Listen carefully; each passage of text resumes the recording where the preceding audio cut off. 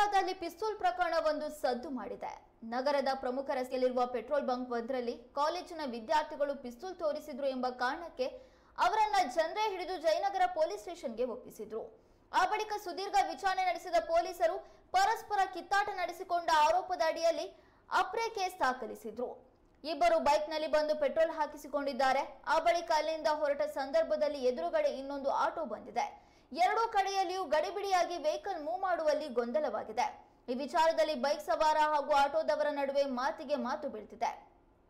ಇದರ ನಡುವೆ ಬೈಕ್ ಸವಾರ ಜೇಬಲ್ಲಿ ಗನ್ ಮಾದರಿಯ ವಸ್ತು ಇರೋದನ್ನ ಅಲ್ಲಿದ್ದವರ ಗಮನಕ್ಕೆ ತಂದಿದ್ದಾರೆ. ಕೆಲವರು ಅವರು ಪಿಸ್ತೂಲ್ ತೋರಿಸಿದ್ರು ಅಂತ ಕೂಡ ಆರೋಪಿಸಿದ್ರು. ಘಟನೆ ನೋಡಿದವರ ಪ್ರಕಾರ ಪಿಸ್ತೂಲ್ ತರ ಏನೋ ವಸ್ತು ಇರೋದನ್ನ ಗಮನಿಸಿದ ಅಲ್ಲಿದ್ದವರು ಬೈಕ್ ಸವಾರರನ್ನ ಹಿಡಿದು ಜಯನಗರ ಪೊಲೀಸರಿಗೆ ಒಪ್ಪಿಸಿದ್ದಾರೆ.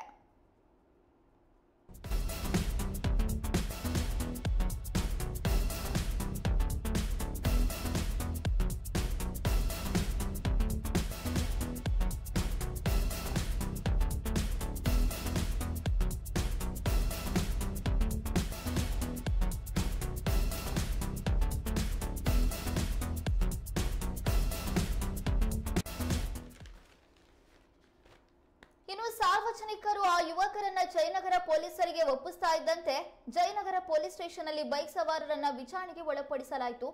ಆಗ ಅವರ ಬಳಿ ಇದ್ದಿದ್ದು ಏರ್ ಗನ್ ಪಿಸ್ತೂಲು ಅನ್ನೋದು ಗೊತ್ತಾಗಿದೆ. ಅದನ್ನ ಸರ್ವಿಸ್ಗೆ ತೆಗೆದುಕೊಂಡು ಹೋಗುವಾಗ ಘಟನೆ ನಡೆದಿದೆ ಎಂದು ತಿಳಿದು ಬಂದಿದೆ. ಆ ಬಳಿಕ ಸಾರ್ವಜನಿಕ ಸ್ಥಳದಲ್ಲಿ ಇಬ್ಬರು ಅಥವಾ ಹೆಚ್ಚು ವ್ಯಕ್ತಿಗಳು ಸಾರ್ವಜನಿಕ ಸ್ಥಳದಲ್ಲಿ ಹೊಡೆದಾಡಿ ಸಾರ್ವಜನಿಕ ಶಾಂತಿಯನ್ನ ಕದಡಿದ ಆರೋಪದ ಅಡಿಯಲ್ಲಿ ಕೇಸನ್ನ ದಾಖಲಿಸಿದ್ದಾರೆ.